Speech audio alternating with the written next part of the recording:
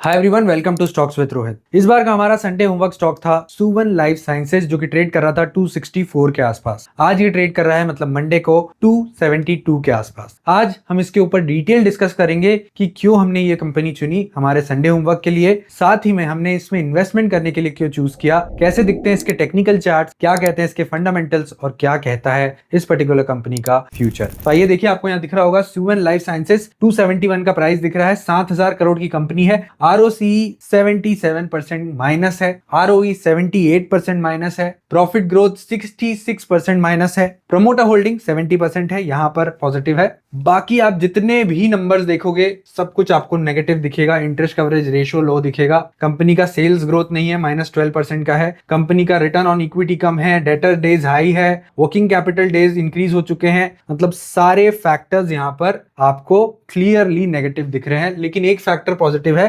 Promoter ने अपनी holding फिर भी इंक्रीज की है। अब यहां पे देखते हैं, ये एक पॉजिटिव फैक्टर है। आप इसके रिजल्ट देखिए, रेवेन्यू कुछ भी नहीं है कंपनी में, और मार्जिन आप देखिए 3000% के नेगेटिव मार्जिन है। और क्लियरली कंपनी का जो प्रॉफिट है वो ईयर ऑन ईयर बढ़ते ही जा रहा है, जो लॉस है वो ईयर ऑन ईयर बढ़ते ही जा रहा है। आपको दिखेगा कि पिछले साल 161 CR का लॉस था, अब इस साल 276 CR का लॉस है। तो क्यों हमने ऐसी कंपनी चुनी, आपको सभी को पता है। अगर आप मुझे शुरू से देखते हैं तो मैं कभी भी लॉस मेकिंग कंपनीज को नहीं चुनता हूं और उनको साइडवेज ही रखता हूं। मैं लॉस मेकिंग कंपनी को आज इसलिए चुन रहा हूं क्योंकि आपको आज इस वीडियो में पूरी रीजनिंग मिल जाएगी कि हमने इसे बाय क्यों किया, हमने इसे अपना संडे होमवर्क स्टॉक क्यों दिया। तो आइए चलते हैं, सब कुछ देखेंगे। ये तो फंडामेंटल्स थे, फंडामेंटल्स में क्लियरली दिख रहा है कैश फ्लो भी नेगेटिव है, सब कुछ नेगेटिव है कंपनी के बारे में, एक्सेप्ट कि यहां पर प्रमोटर ने स्टेक बाय किया हुआ है। और प्रमोटर कंटिन्यूअसली पिछले 3-4 सालों से स्टेक को बेच नहीं रहा है। मतलब क्लियरली प्रमोटर को कुछ ना कुछ अपने धंधे पर भरोसा जरूर है। अगर आप देखेंगे तो DII ने लगभग यहां पर ऑलमोस्ट 1-1.5% से अपनी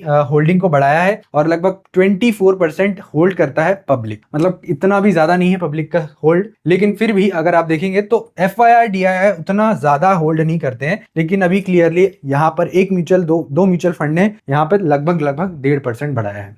अब आ जाते हैं हमारे क्लियर डिस्कशन पे, हमने इसे चुना क्यों और हम आज के वीडियो में क्या डिस्कस करने वाले हैं। A complete deep dive in the CNS pipeline. CNS pipeline क्या होता है, सबसे पहले तो मैं बता दूं कि सुवन लाइफ साइंस एक फार्मा कंपनी है जो कि दवाइयां बनाती है और R&D करती है साथ साथ में। अब सेल्स इनका चालू हो जाएगा जैसे ही इनको FDA का अप्रूवल मिलेगा, और इनकी सेल्स यहां पर जैसे ही चालू होगी आपको इनके फाइनेंशियल्स भी इंप्रूव होते दिखेंगे। और हम अगले 3 साल की बात करेंगे कि सुवन लाइफ साइंस कहां तक पहुंच सकता है फंडामेंटली और कहां तक जा सकता है इसका प्राइस। तो आइए चलते हैं। सबसे पहले आप देखोगे continuous losses and near zero revenue, financial reliability zero है। दूसरी चीज, स्टॉक फिर भी अपने ऑल टाइम हाई के पास चल रहा है। अगर आप ऑल टाइम हाई देखेंगे तो लगभग 300 के आसपास इसका ऑल टाइम हाई है। लेकिन फिर भी मार्केट लॉसेस वाली कंपनी को, इतने गिरते हुए मार्जिन्स वाली कंपनी को जिसका सेल्स नहीं है, उसको वैल्यूएशन क्यों दे रहा है, आइए समझते हैं। अब यहां पर आपको दिख रहा है करंट लॉसेस, ये जो है ये ऊपर वाला जो पार्ट है, लेकिन जो नीचे पार्ट छुपा हुआ है, समुद्र के नीचे जो पार्ट छुपा हुआ है वो है फ्यूचर पाइपलाइन पोटेंशियल। मार्केट अभी इस पर्टिकुलर स्टॉक को वैल्यूएशन इसलिए दे रहा है क्योंकि उसको समझ में आ रहा है कि फ्यूचर में इसके रेवेन्यू में और पाइपलाइन में बहुत पोटेंशियल है, और ये $1 बिलियन कंपनी बन सकती है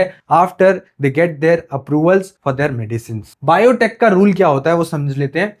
करंट अर्निंग पर बायोटेक का वैल्यूएशन नहीं देते हैं, पाइपलाइन पोटेंशियल पर ये स्टॉक्स ट्रेड करते हैं, और इसीलिए ये कंपनी अपने ऑल टाइम हाई पर ट्रेड कर रही है। मार्केट सुवन को उसके आज के लिए नहीं बल्कि कल के लिए वैल्यू कर रहा है। आज के लिए वैल्यू नहीं कर रहा है, कल के लिए वैल्यू कर रहा है। सुवन इंडिया की एकमात्र CNS फोकस्ड NCE डेवलपर है। डिटेल में समझेंगे, एक एक पॉइंट को समझेंगे। CNS क्या होता है सबसे पहले समझेंगे। CNS का फुल फॉर्म है सेंट्रल नर्वस सिस्टम, और सेंट्रल नर्वस सिस्टम से जो बीमारियां होती है और उस रिलेटेड से जो बीमारियां होती है उसकी ये दवाइयां बनाता है, और इसलिए CNS focused NCE developer.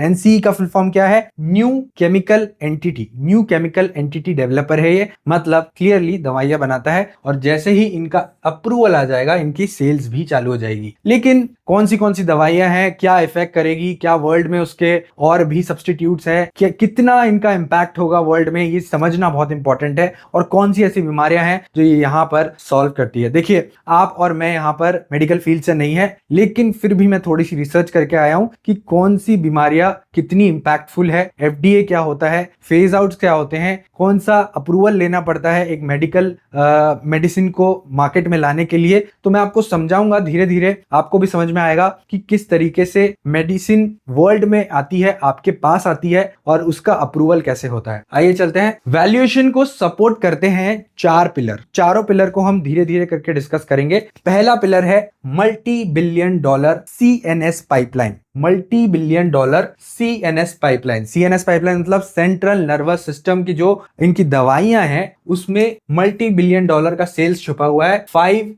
Clinical assets हैं इनके पास, मतलब इनकी 5 मेडिसिन आने वाली है और अलग अलग फेज में अभी चल रही है। दूसरा पिलर है 857 करोड़ का स्मार्ट मनी इन्वेस्टमेंट हुआ है। इसमें अभी इन्होंने फंड रेज किया हुआ है, जिसकी वजह से इनके ऊपर बोरोइंग नहीं है और आरएनडी पे इनको जितना पैसा लगता है वो इस फंड रेज की वजह से इनका पूरा हो चुका है। मतलब क्लियरली कंपनी जीरो डेट है और कंपनी का अभी भी यहाँ पर कोई भी बोरोइंग नहीं है, जिसकी वजह से रिस्क थोड़ा कम हो जाता है यहाँ पे कि फंड रेज के पैसों से यहाँ पर आरएनडी हो रही है। Strong institutional banking. अगर बड़े इंस्टीट्यूशन ने इन्वेस्ट किया है तो कुछ सोच समझ के ही किया होगा, और अब आज हम इन्वेस्ट कर रहे हैं तो कुछ सोच समझ के ही इन्वेस्ट कर रहे हैं। बहुत सारे कमेंट आए थे मेरे इस रील पे कि ऐसे स्टॉक्स नहीं देना चाहिए जो लॉसेस में ट्रेड कर रहे हैं, कंपनी क्लियरली कंटिन्यूस लॉसेस में जा रही है। लेकिन अगर मैंने कोई ट्रेड आपको दिया है, अगर मैंने कोई आपको स्टॉक दिया है, तो मैं कुछ ना कुछ रीजनिंग के साथ ही देता हूं। आप सभी को पता है विदाउट रीजनिंग हम कभी भी कोई स्टॉक नहीं खरीदते हैं और कभी भी कोई भी लेवल पे एंटर नहीं करते हैं। Pillar 3 near term binary catalyst. Near term के बाइनरी कैटलिस्ट, अब ये थोड़ा सा डिफिकल्ट लैंग्वेज है, लेकिन अगले 12 से 18 महीनों में कंपनी की क्या क्या फेजेस आने वाले हैं और कौन सी मेडिसिन कौन से फेजेस में है वो समझेंगे।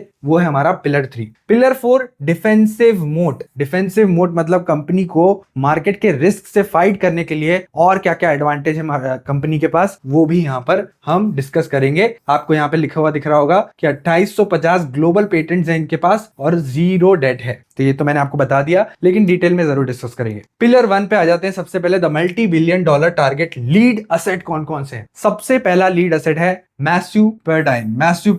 मैस्यूपर्डाइन एक दवाई है जो कि अल्जाइमर एजिटेशन को ट्रीट करती है। अल्जाइमर एजिटेशन क्या होता है? अल्जाइमर एक डिसीज है, उसमें उस पर्टिकुलर डिसीज में जिसको भी ये मतलब इसके जो भी इसके पेशेंट्स होते हैं उनको बहुत इरिटेबिलिटी होती है, बहुत दिक्कतें होती हैं और after taking the medicine also उनको इरिटेशन जो है वो जाता नहीं है काफी देर तक के। और उनकी दवाइयों पे जो इनकी मतलब अल्जाइमर की जो दवाइयां होती है उसमें ब्लैक बॉक्स वार्निंग दी होती है। मतलब ये जो ब्लैक बॉक्स वार्निंग होती है, मैंने रिसर्च करके आया हूं, तो ब्लैक बॉक्स वार्निंग एफडीए की हाईएस्ट वार्निंग होती है। मतलब ये मेडिसिन डेडली है और आपके बॉडी में किस तरीके से भी रिएक्ट कर सकती है। और इन दोनों चीजों को फाइट करने के लिए इनकी एक लौती दवाई है ऐसी जो कि अब पहुंच चुकी है ग्लोबल फेज 3 में। इसका लगभग 76% एनरोलमेंट कंप्लीट हो चुका है। अब आपको एक डाउट आएगा, ये ग्लोबल फेज 3 क्या है और हम समझे कैसे कि किस तरीके से कौन से फेज में पहुंचने पे हम समझे कि यहां पर बहुत बड़ा अचीवमेंट कंपनी को हो चुका है। तो इसके लिए आपको सबसे पहले समझना होगा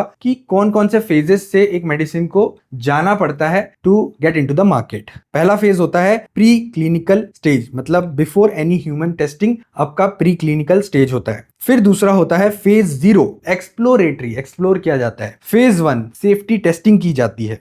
फेज 2 एफिकेसी टेस्टिंग की जाती है। फेज 3 लार्ज स्केल टेस्टिंग की जाती है, दवाई की लार्ज स्केल टेस्टिंग की जाती है।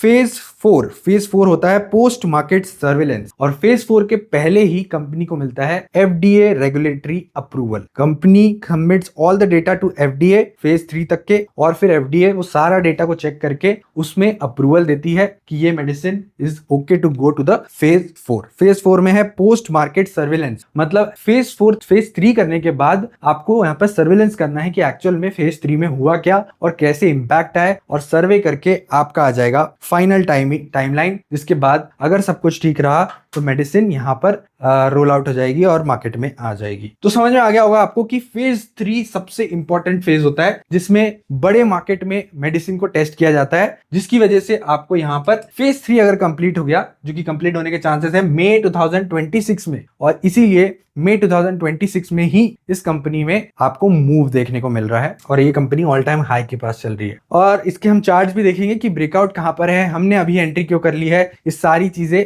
आज हम इस वीडियो में कंप्लीट करेंगे। मार्केट साइज क्या है वो समझते हैं। मार्केट साइज है 153 मिलियन पेशेंट ग्लोबली बाय 2050। इसका आपको डॉलर में कोई मार्केट साइज नहीं दिख रहा है, लेकिन 153 मिलियन पेशेंट्स हो सकते हैं, जिसकी वजह से यहां पर clearly single monopoly medicine which will not have black box warning, जिसकी वजह से ये स्टैंड आउट कर सकती है, लेकिन अभी फेज 3 में है। नेक्स्ट है इनका रोपानीकैंट। रोपानीकैंट ये क्या ट्रीट करता है? मेजर डिप्रेसिव डिसऑर्डर, MDD को यहां पर ट्रीट करता है। अभी जो दवाइयां हैं उसकी वजह से सेक्सुअल डिसफंक्शन होते हैं, तो इस पर्टिकुलर प्रॉब्लम को यहां पर ये दवाई ट्रीट करेगी और डिसीज को भी ट्रीट करके यहां पर आपको उसके साइड इफेक्ट्स भी नहीं दिखेंगे। कौन सा फेज में है? फेज 2B में 100% एनरोलमेंट हो चुका है, अचीव्ड हो चुका है दिसंबर 2025 में, और धीरे से ये फेज 3 में पहुंच जाएगी। मार्केट साइज क्या है? $5.8 billion to 7.1 billion, big market cap. Third है इनका सेमिलीसेंट। सेमिलीसेंट नार्कोलेप्सी, मतलब आपको डे टाइम में जो नींद आती है, excessive day time sleepiness, no abuse liability without side effect, treat करेगा इस पर्टिकुलर प्रॉब्लम को। और हम देखेंगे भी कि एक्चुअल ट्रायल में क्या पाया गया और एक्चुअली में क्या ये इफेक्टिव है या नहीं। फेज 2 कंप्लीट हो चुका है, फेज 3 प्लानिंग अंडरवे है, मतलब क्लियरली इस दवाई का भी फेज 3 प्लानिंग अंडरवे है और ये भी आपका मेन फेज है। फेज 3 निकल गया, कंपनी ब्लास्ट कर जाएगी। आप यहां पे देख सकते हो मार्केट साइज है बढ़ चुका है 3.74 बिलियन से 7.5 बिलियन, ऑलमोस्ट डबल हो गया है, और इसीलिए आपको यहां पर सुवन में भी मूव देखने को मिल रहा है। नेक्स्ट है इनकी उस्माराप्राइड। उस्माराप्राइड, थोड़ा सा मेरा प्रोनाउंसिएशन बिल्कुल गलत हो सकता है because I am not well versed with the medical terms. ये ट्रीट करता है कॉग्निटिव डिसऑर्डर। कॉग्निटिव डिसऑर्डर्स मतलब अटेंशन पे ना करना, लर्निंग में दिक्कत होना, भूल जाना चीजों को, ये सारी चीजें ये दवाई ट्रीट करती है, जिसको हम बोलते हैं डिसीज को डायमेंशिया भी बोलते हैं। ये कौन से स्टेटस में है? फेज 2 रेडी हो चुका है, फेज 1 कंप्लीट हो गया है। और दूसरी है इनकी सुवन I6107 और इसका पर्टिकुलरली फेज 1 चालू है। मार्केट साइज समझते हैं, $117 बिलियन, बहुत बड़ा मार्केट साइज है। ब्रॉड CNS थेरेप्यूटिक मार्केट, इनका बहुत बड़ा मार्केट साइज है, part of massive market size. तो ये स्टैंड आउट करता है कि अगर ये थोड़े पीछे हैं, अभी फेज 3 में भी नहीं एंटर हुए हैं और ये फेज 1 में ही है, तो अगर ये मान लीजिए अगर ये फेज 3 को भी कंप्लीट कर जाता है, FDA का अप्रूवल मिल जाता है, तो आपको धीरे धीरे कंपनी यहाँ पर अलग ऊंचाइयों पर जाते हुए दिख सकती है। रिस्क भी हम यहाँ पर डिस्कस करेंगे, हम सिर्फ पॉजिटिव ही पॉजिटिव नहीं डिस्कस करेंगे, रिस्क भी हो सकते हैं। ऐसी कंपनीज जहां पर एक्चुअल रेवेन्यू नहीं दिख रहा है आपको, वहां पर रिस्क भी इन्वॉल्व होते हैं। मगर शेयर मार्केट में आप सभी को पता है, रिस्क नहीं है तो इश्क नहीं है, और विदाउट रिस्क आप शेयर मार्केट में रिटर्न्स कमा ही नहीं सकते। स्मार्ट मनी का स्ट्रॉन्ग वोट ऑफ कॉन्फिडेंस है, इसलिए ये बन जाता है हमारा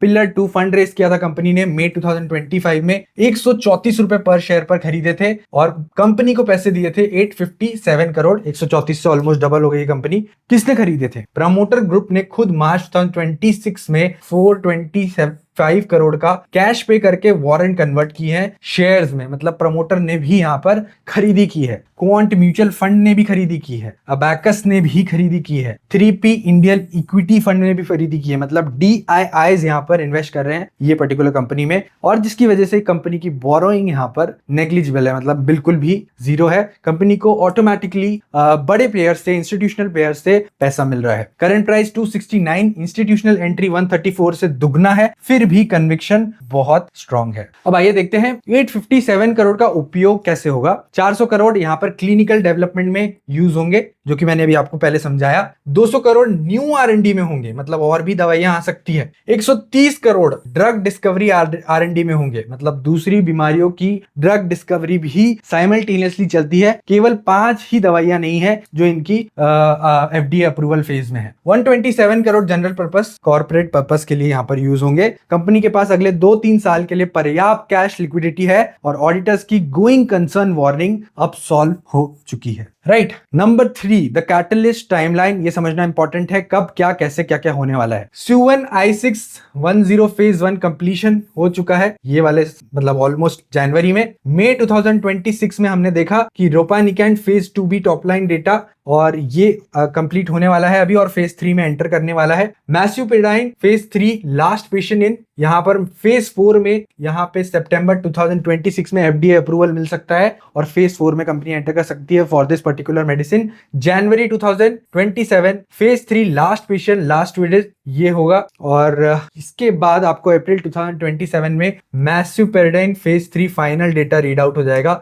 मतलब टाइम जरूर लगेगा, अगले 12 से 18 महीने, लेकिन आप सभी को पता है कि पहले से ही स्टॉक आपको मोमेंटम दिखाने लग जाता है, पहले से ही प्राइसिंग करने लग जाता है कि आगे क्या होने वाला है। तो हम देख लेते हैं कि क्या साइंस सच में काम कर रहा है। क्लिनिकल ट्रैक रिकॉर्ड देख लेते हैं। रोपानिकेंट देखेंगे तो फेज 2A में हाईली स्टैटिस्टिकल सिग्निफिकेंट और फर्स्ट वीक में ही रैपिड इंप्रूवमेंट आपको यहाँ पर दिखा है और P इज लेस देन 0.05 का मतलब है रिजल्ट तुक्का नहीं है, साइंस सॉलिड है और दवा असर कर रही है। यहाँ पर अगर 0.05 से P नीचे दिख रहा है आपका, मतलब रिजल्ट तुक्का नहीं है, साइंस सॉलिड है। सेमिलिसेंट फेज 2 में क्लिनिकल मीनिंगफुल रिडक्शन इन स्लीपलीनेस, कम कर रहा है स्लीपलीनेस डे टाइम की और इसका भी क्लिनिकल मीनिंग तुक्का नहीं है, क्लिनिकल साइंस सॉलिड है और यही बोलता है कि यहाँ पर आगे जा सकता है ये पर्टिकुलर भी मेडिसिन। मैस्यूपेडाइन में फेज 3 में AI इनेबल्ड पेशेंट आइडेंटिफिकेशन से ट्रायल एनरोलमेंट स्पीड काफी तेज हुई है। AI इनेबल्ड और AI रिलेटेड भी काम कर रहे हैं और आप सभी को पता है कि AI is on boom right now. तो लास्ट पिलर हमारा देख लेते हैं, द स्ट्रॉन्ग डिफेंसिव मोड, और फिर इस वीडियो को कंप्लीट करेंगे आफ्टर वॉचिंग द चार्ट्स कि ये कहां तक जा सकता है और हमारा स्टॉप लॉस क्या रहेगा। 2850 ग्लोबल पेटेंट्स हैं इनके पास जो कि 2035 में या फिर उसके बाद एक्सपायर हो रहे हैं। FY25 में ही 128 नए प्रोडक्ट्स पेटेंट मिले हैं USA, जापान और यूरोप से। एडवांटेज क्या है, Suven ओन करता है 100% राइट, जिससे फ्यूचर लाइसेंसिंग डील में बहुत यहाँ पर फायदा होगा। क्लीन बैलेंस शीट है, जीरो डेट है, no outstanding bank borrowing, research के लिए कैश रिच फाउंडेशन है अभी भी for next 2 to 3 year. Concept explained, option value क्या होती है वो समझ लेते हैं। क्वेश्चन क्या है आपका, अगर क्वेश्चन आ सकता है यहाँ पर, मार्केट लॉस मेकिंग कंपनी को प्रीमियम वैल्यूएशन क्यों दे रहा है? इसे फाइनेंस में प्रोबेबिलिटी वेटेड ऑप्शन कहते हैं। आप ये लिख सकते हैं प्रोबेबिलिटी वेटेड ऑप्शन, मतलब आगे जो फ्यूचर होने वाला है उसकी प्रोबेबिलिटी जो भी है उस हिसाब से यहाँ पर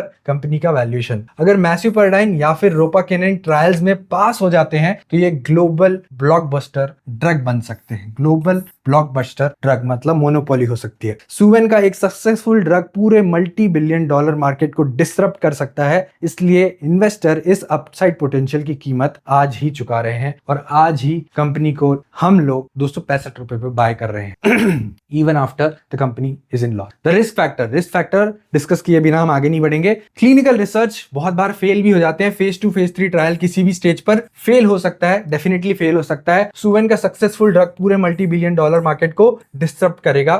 ये आपको यहाँ पर दिख रहा है कि नेगेटिव पार्ट और positive part. Management reality check, chances of failure are more certain than the chances of success. यह एक high risk high reward game है, ट्रेडिशनल वैल्यू इन्वेस्टिंग नहीं है। ट्रेडिशनल वैल्यू इन्वेस्टिंग नहीं कर रहे हैं हम लोग, हम एक रिस्क ले रहे हैं, कैलकुलेटेड रिस्क ले रहे हैं, क्योंकि हम यहाँ पे स्टॉप लॉस जरूर लगाएंगे और इस कैलकुलेटेड रिस्क से हम एक कैलकुलेटेड रिटर्न कमाने का ट्राई जरूर करेंगे, क्योंकि यहाँ पर एक भी आपको पर्टिकुलर मेडिसिन फेल होते हुए दिखती है तो स्टॉक बिल्कुल गिरेगा। कंक्लूजन देख लेते हैं। वैल्यूएशन लॉजिक, करंट अर्निंग को नहीं कर रहा है वैल्यू, पाइपलाइन को वैल्यू कर रहा है। अपकमिंग ट्रिगर्स हैं 2026-27 में phase 2B phase 3B data read out, stock की अगली डायरेक्शन यहाँ पर मार्क करेगा। और अगर आप देखेंगे तो 857 करोड़ का फंड रेज और प्रमोटर का 425 करोड़ का कैश इन्फ्यूजन एक मैसिव ट्रस्ट सिग्नल है, बिल्कुल ट्रस्ट सिग्नल है। फाइनल थॉट, सुवेन उन इन्वेस्टर्स के लिए है जो हाई क्लिनिकल रिस्क लेकर एक ग्लोबल ब्लॉकबस्टर ड्रग डिस्कवरी का